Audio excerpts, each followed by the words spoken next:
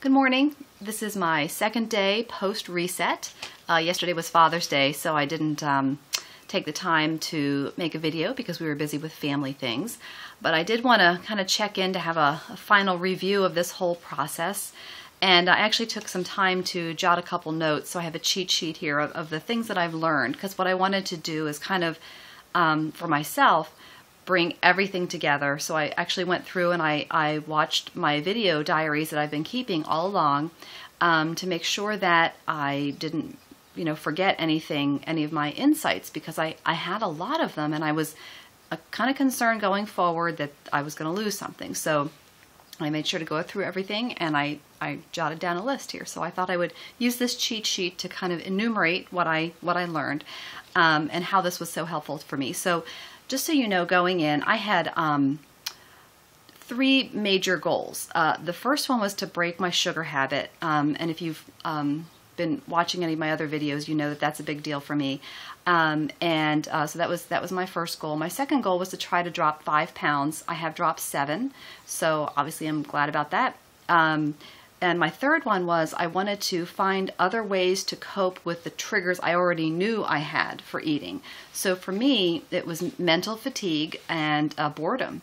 And not that I'm actually bored, because I do a lot of things. I'm a very busy person, but sometimes there's just downtime, or, sometimes I'm just in the kitchen and I'll eat because there's, I'm waiting for dinner to cook or something like that. And certainly mental fatigue is a big deal for me. I love my job, I love my clients, but when I have 4 and 5 clients, particularly in a row, it gets mentally exhausting. And I eat, to try to get my energy back up, and that's not a good thing. Obviously, I need to do something else. So those are my 3 main goals: the sugar thing, the losing a couple pounds, and challenging myself to find alternate coping strategies. So some of the lessons that I learned along the way. So first is that, it's good to spend time with good food. And that, I guess it never really occurred to me before, because I spent so much time over the past 3 weeks chopping and preparing and thinking about food. And I'm not used to doing that. And I realized how important it is, and that it's a good thing. And how, I've always known what you focus on becomes big in your life. Okay, so wherever your attention goes, that's what's going to get bigger in your scope of vision. So I focused on a lot of good foods and just the enjoyment of preparing it and learning about the different foods. I tried a lot of new foods. I went to different parts of the grocery store, of the produce section I've never been to, so that was pretty awesome. But just how good it was to spend time with good food, and how, unsatisfying it was to have quick fixes. What I thought was a quick fix really wasn't, and it was very unsatisfying. This process was very satisfying, and I think it's a healthy emotional connection to food. When you're working with your food intimately, and you're thinking about it a lot, and you're preparing it, and you're engaged with it a lot, it feels good.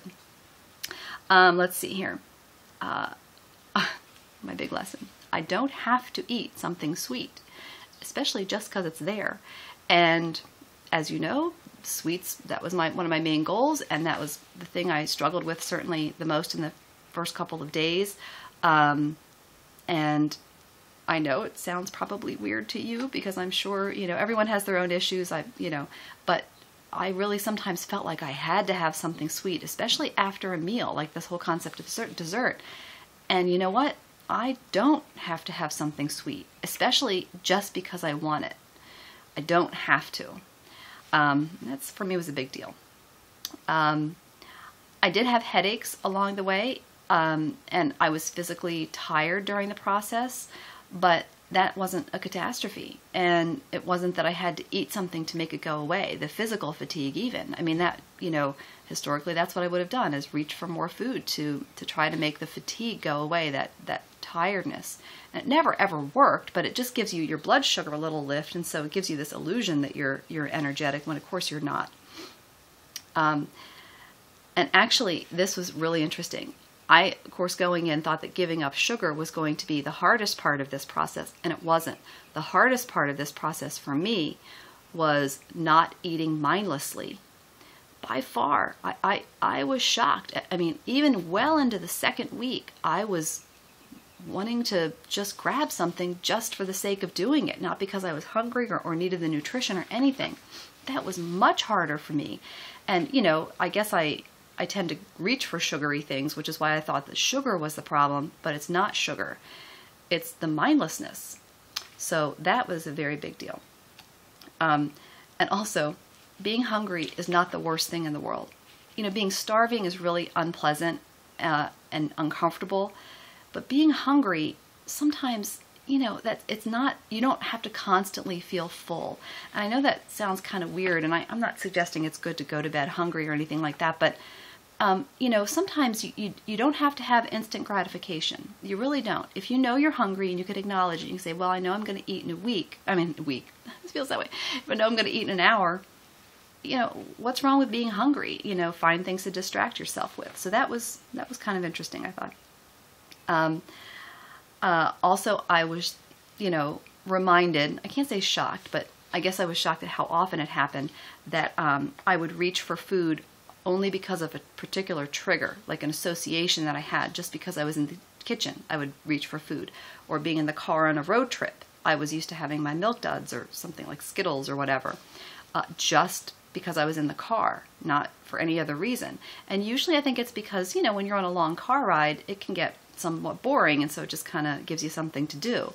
And once again, I was really unaware of how often I do that and how deeply ingrained that was for me and how hard it was not to do those things. I mean, it felt like a loss. So it was, you know, pretty tough. I need to plan more. And, you know, I've known this. What you plan for happens. And so, you know, if you feel like your food's out of control or your eating's out of control, it's because you're not operating on a plan. You're operating mindlessly. You're operating out of habit, out of just subconsciously. You're not doing things according to a mindful plan. And eating well, to have control over your eating, takes time. You have to take the time to plan for it. And there's no ifs, ands, or buts. That's just the way it is. And I think that's a good thing. Why are we being pulled constantly to not spend time planning the most important things in our lives? Okay, so the food that you eat really feeds you and helps you operate at your best if you're eating well. Why wouldn't you want to spend time planning for that? And it does mean sometimes you're going to have to give up something else to create the time to plan. But you know what? It really is worth it. It's worth it to give something else up to have this kind of control over your life. You know, so I'll just mention that. I also learned that just like people use the word just as I did, or the word like, to fill in conversation when there's a gap in conversation, people use food to fill space as well, and to kind of you know, just carry things over into other issues. So when you're sitting and you're having a conversation with somebody, and over a meal you're eating, and it serves this purpose of filling in blank space, of helping if there's an issue that you're talking about, it can help divert from that issue. It's a very emotional thing. So, you know, food is just used almost like the word in conversation. And I mentioned this in one of my videos. It's really more important what you say no to in your life than what you say yes to. And that's where success happens. It's at the time when you want to reach for a pretzel or Milk Duds or whatever, and you say no to that. That's where success is. So, you know, you can have a great plan and you can stick to that plan, that eating plan. But if you're also doing the things mindlessly, you know, you're undermining all of your efforts. So, and you know, and it's just so important. Focus is really important. When you focus, you know what you should do, and like I said, more importantly, what you shouldn't do in order to get you towards your goal. All right, so saying what you say no to is in many ways more important than what you say yes to. I have strong associations of specific events with specific foods. Today happens to be my birthday. I'm 43 years old. I always have a cake on my birthday. Today, I'm not going to have a cake. And the 3 weeks leading up to this day, in fact, I actually intentionally scheduled the reset so I would be done before my birthday, thinking, oh, maybe I could have a cake on my birthday. And so all 3 weeks I was just kind of debating, what am I going to do? I don't want to have a cake for my birthday. And I'll admit that there's a part of me that feels a loss for that.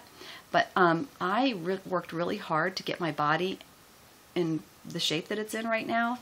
I don't really want to destroy that, and I don't want to get sick either. I know that if I eat a sugary cake, that'll make me feel lousy, and I don't want to feel that way. I feel really great. So, you know, these associations with specific events, having dinner with somebody, you know, maybe you go to the same place at the same, you know, with the same person, whatever it is, very, very strong associations. I have to stop eating out of habit. This is my biggest issue. I need to be much more mindful about food, about everything in general, certainly. It's hard to do with everything, but certainly with food. And lastly, I'll just leave you with this, is that everybody does this, but me in particular, and I'm trying not to do it anymore, but we use food to fill non-hunger drives. So we have a drive inside of us, we have a need, we have bad feelings, anxiety, boredom, fatigue, whatever it is. They have nothing to do with food, hunger, but we use food to achieve non-hunger related outcomes. And right there's the problem. It's not even so much what we're choosing to eat, it's when and how much and why. Why are we eating then? Because usually it's to fill some sort of other need. So anyway, I know this was a lot longer than my other videos, and I apologize for that, but I learned a lot, and I wanted to kind of encapsulate everything into one video so that if you're just starting on your journey, or if you're thinking about doing the Ultimate Reset, you can get an idea of some of the insights that I had that actually, you know, I didn't talk much about the program itself. I mean, it was the food I mentioned before was really delicious. It is challenging to manage the timing of the supplements, but other than that, it's a great program. I highly recommend doing it. It is a commitment. Make sure that you have the time to do all the planning for it. But I know that you'll be successful. I absolutely know that you will be. It's a decision that you're making and a commitment. And you'll definitely focus and be able to get to where you want to be. So good luck with whatever your journey is on the Ultimate Reset or any eating plans that you're trying to do. And if you have any questions, please feel free to shoot me an email or mention something on my YouTube page, and maybe I'll check in with you again.